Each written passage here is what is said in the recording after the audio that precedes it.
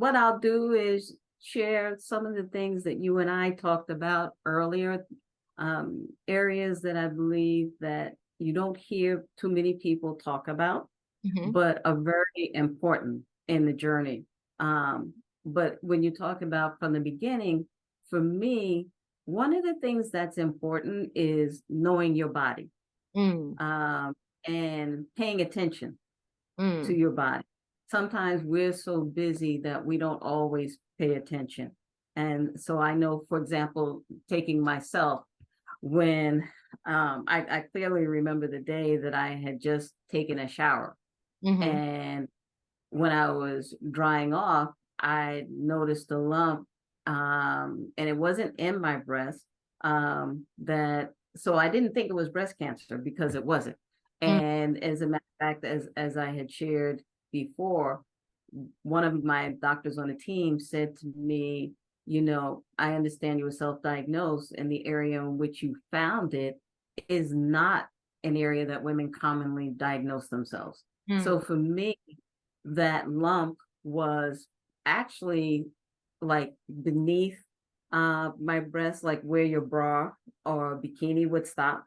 Mhm, mhm. So it wasn't in it per se. As you're told to, to do a breast exam, and you're feeling your breast and you think it would be there, but it wasn't.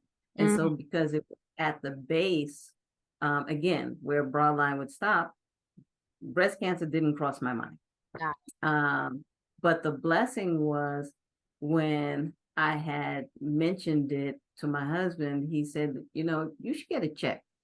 mm, And I already had a doctor appointment scheduled for that month for my annual physical. And that's important, always go for your annual physical. And so he said, well, see if you can, maybe have it when up. Now we know if you want to schedule an appointment and push it back, they have no problem doing that. But when you talk about moving up, that's another story. exactly. But God just opened the door that when I called, she was like, can you come in 2 days from now? And I was like, sure. So that's when it started. Got Um, and then and then some of the things as we were going through this journey, I was concerned of course about myself, but I was more so concerned about my family. Mhm. And many times when people are dealing with an illness, um, we tend to forget about the caregiver, Mm, and have children, how it's impacting them. mhm. So my concern was, how are they doing? Right. How are they handling this? Mm, And so that was important, to pay attention to the caregiver, to see how they're dealing with all of this, because sometimes the caregiver is so focused on taking care of the one who needs medical attention that they're not as focused on themselves and mhm, their own health. mhm. And that's important, Right. because how can you take care of someone else if you're not taking care of yourself? And so I've been on that in both perspectives, not just as the one being cared for, but also being a caregiver and having friends saying to me who've gone through that journey. And I was a caregiver, in terms of a parent, Mhm. it's saying, it's important to take care of yourself. It's Abs important to make sure that you do that, because it can be a stressful situation, as you know yourself. absolutely. Um, and then also the children, just making sure that they're okay, because children process things differently from adults. Mhm. So that was important, making sure that they were okay. And that trying to make it as smooth as a transition. Um, in terms, and what I mean by that, trying to maintain as much normalcy as possible. Um, Trying to be supportive of them, because sometimes children, because they don't process things as adult, Mm, they're not as expressive. So mhm. that was important. So like, for example, for us, because we have three sons and all of them were very young at the time, we always on Fridays had movie and pizza night. So we made sure we maintained, Got it. those type of activities, things like that.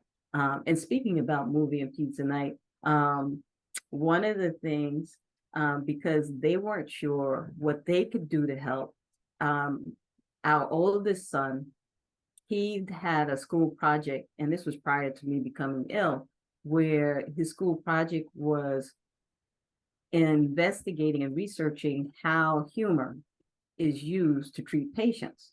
Hmm. And a lot of hospitals have incorporated humor as a part of their medical um, Nicole. program because they find that adults and children who are positive, they Mm. respond. And so he remembered that. So because he remembered that, one of the things that they did was whenever they could, and especially when we had pizza and movie night, it was they would find anything funny that would make me laugh, be a comedian, movie, or whatever. And it helped. It really did help. And it was a fun time for us. And I really appreciated that coming from them. That's good. So that's the thing I would say to anyone, even during this difficult time, Mhm, try to stay positive. mhm. Um, watch funny movies, funny shows, things that will make you laugh, that will help to lift your spirits. It's a good thing to do. And I've actually heard a testimony of one lady, she said that's what she did, her and her husband. And they did it constantly. So Mm. it just helped to keep you moving. Got Um, yeah. And so when it goes back to the children and caregiver, one of the members of our team, and I realize not all hospitals have this. I hope more of them do now. And I Mhm. say that because I remember sharing this with some people I know who were going through in other locations, is ask if your medical team, if there's a resource navigator. Okay. And a resource navigator is someone who you can ask those questions that you might not want to ask the doctor because you're thinking, well, that's not exactly his area of expertise. Or they also anticipate questions that you may want to know, but you haven't thought to ask those questions. Got it. So my resource navigator was very helpful because when we were thinking about support groups, they were able to provide that information. Got it. Support groups, not only for the caregiver, but they also research for support groups for children Got it. as well. And then the other thing I really appreciated about them was that the questions I hadn't thought about because I was going into unknown territory, they brought those questions up and had answers. So that took a lot of burden Yeah. off my shoulders and gave me relief because they were already anticipating and preparing me for what I would encounter. Got it. So having a resource navigator was a blessing. Definitely a blessing. As a matter of fact, I had two, and one of my resource navigators, uh, we're now best friends. Oh, wow. And, and so that's since 2012. Wow. So it has formed into a strong, lasting relationship as a real result of this journey. Um, Other things that I could think of that's important is communication. Mm. Communication is important because on both sides, Mm. communication is important because sometimes people want to help, but they don't know how to help. Mm. And so, as the person who's going through, if you can tell them how they can help, that's a blessing for Mm. both sides. Right. Because sometimes because people aren't sure how to help because this is new for them as well. Right. Sometimes they may do or say things that they mean well, but then it's considered offensive. Got it. And I've had other people express that to me because I'm also part of the cancer care ministry. And so they've expressed that to me because many times they feel more comfortable talking to me because I've been through that journey. Mm. And they're like, it's easier talking to you because you understand what I'm saying, even Right. if I can't totally put it into words, where if I'm talking to someone else or family, they don't get it. And Right. so sometimes they say the wrong things. They don't mean to, but it hurts. Mm. And so for the other side, family and friends, it's important to say, how can I help you? I Mhm. want to be here for you. What can I do for you? Mhm. And so dialogue is important. Got It's very important.